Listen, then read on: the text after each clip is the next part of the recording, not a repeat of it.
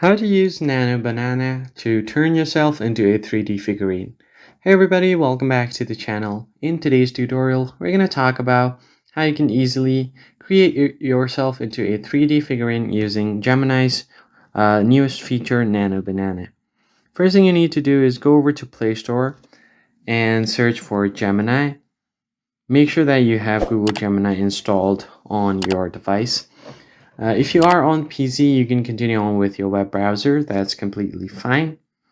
Now, what you need to do next is you need a prompt to create yourself into a figurine. Go over to Google Chrome and then search for 3D figurine prompt. Go over to any of these websites over here. I'll just click on the first one. And then I'll scroll down here and find the prompt. So let's just wait for a bit. Tap on read more. And then from here, you should be able to get the prompt. So I'll just scroll down a bit here and get the prompt. Tap on read more. Scroll down and find the prompt.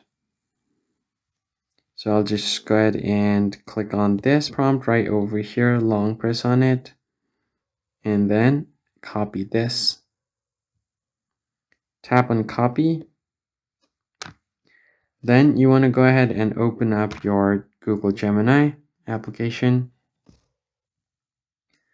Now right here on Google Gemini, you want to tap on create image. This one right here is Nano Banana, and then paste your prompt. Then you can just click on this plus icon right besides image and then select gallery.